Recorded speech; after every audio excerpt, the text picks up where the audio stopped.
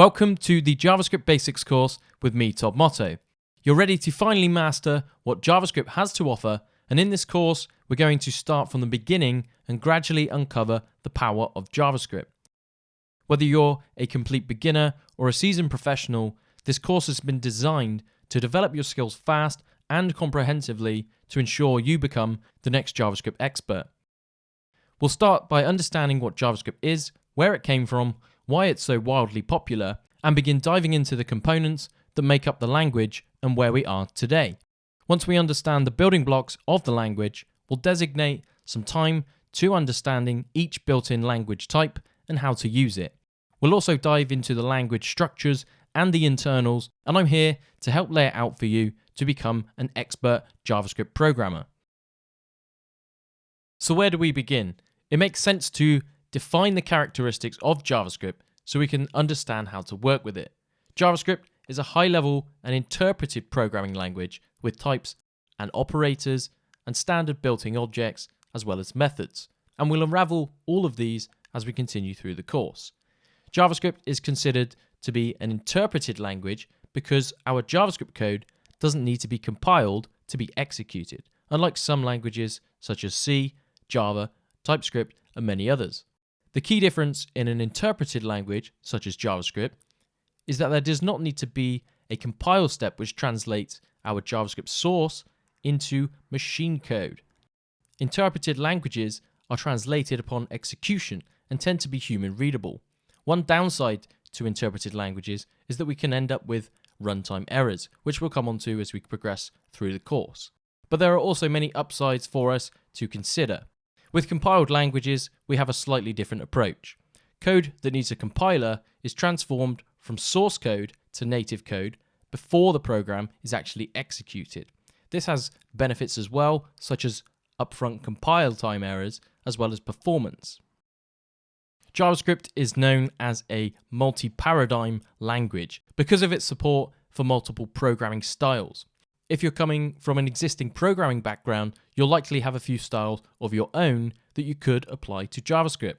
We'll be learning more about design patterns in JavaScript as we continue, but it's good to know that JavaScript supports many styles of programming.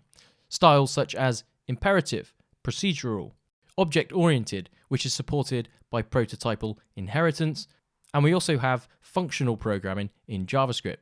For someone new to JavaScript, however, these words can be a little daunting, but don't worry, we'll learn about these styles as we continue through the courses. They are simply patterns and methodologies we can apply to our code to make our programming lives easier. The JavaScript language has seen huge improvements and gained solid momentum in recent years, soaring in popularity to become one of the world's most popular, if not the most popular, programming language. JavaScript's original intention, however, was to allow web pages to become a little more interactive. It was designed to work with HTML and CSS, communicating with something that we call the Document Object Model, or the DOM for short. We'll come back to the DOM momentarily. You're here today to learn about modern JavaScript, but for a moment let's consider the past and where JavaScript came from in a brief history lesson. Our story begins in 1995, where a new language was being developed under the codename of Mocha. This language was to be named JavaScript someday. Mocha was initially designed to be interpreted in a web browser. It was then decided to rename Mocha to LiveScript, where it shipped in an ancient browser known as Netscape Navigator. LiveScript was later then renamed to JavaScript, which led to much confusion as Java was and still is a very popular programming language as well. The two, however, are not related despite what some may say or think. Fast forward to 1997 and browser vendors were hard at work, all competing to push JavaScript forward.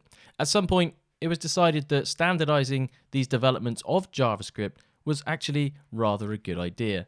This led to the creation of something we now call ECMAScript, or ES for short. You may already be familiar with terms such as ES5 or ES6. ECMAScript is in fact a specification that JavaScript simply conforms to and implements. It's not a language of its own. The long story short is we now have a brilliant standards body and a specification for JavaScript to follow. Consider ECMAScript as a set of guidelines that different browser vendors should very ideally follow to implement new language constructs and features. We want browser vendors to all follow the same path, as once upon a time the web and JavaScript as an environment to work with were very buggy and a tough landscape to develop in. We want consistency and predictability across all the browsers and environments. Several years later, in 2009, ECMAScript version 5 was published, and lots of fantastic new additions to the JavaScript language were introduced. ECMAScript 5 is now fully supported in all modern browsers. ECMAScript has continued to advance the language on a yearly basis. In 2015, ECMAScript version 6 was released, which we now know as ES6. Its official name, however, is ECMAScript 2015, or ES 2015 for short. This brought the biggest change to the language since its inception. 2016 saw the arrival of ES 2016, giving us a few new features in the language.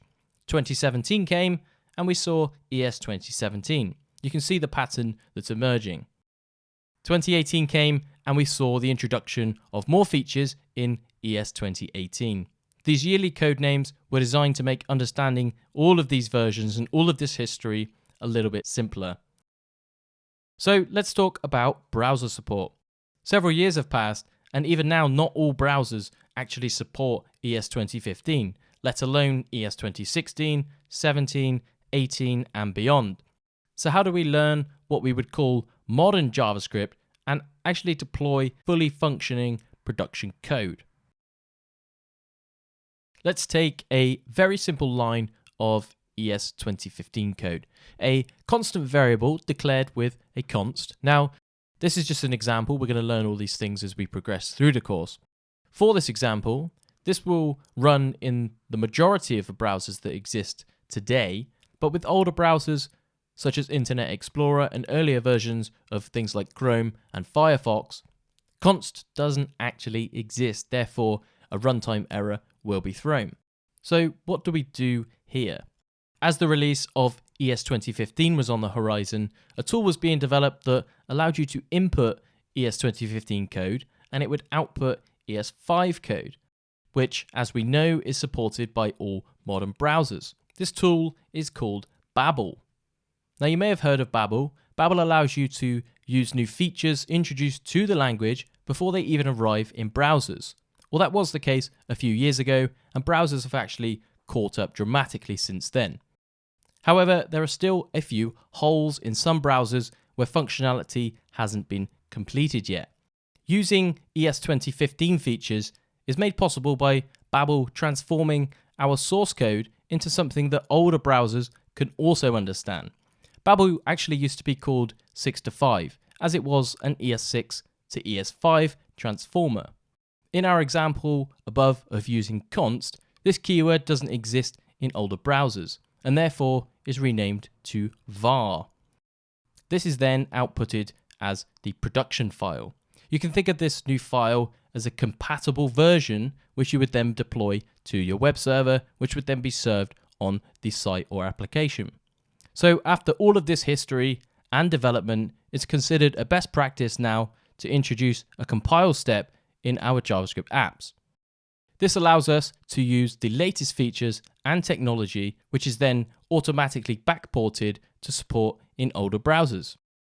At some stage, we can then throw away a tool such as Babel, and all of our code will be 100% fully working in a native browser without any build step transformations to port it back to old style JavaScript. Babel also allows us to specify which cutting edge features we'd like to use and how far back in terms of browser support we should go when compiling and transforming our initial source code back to something older browsers can understand. So now we understand more about the language and where it came from, we want to think about how we use it today and how computers allow us to run JavaScript in a web browser.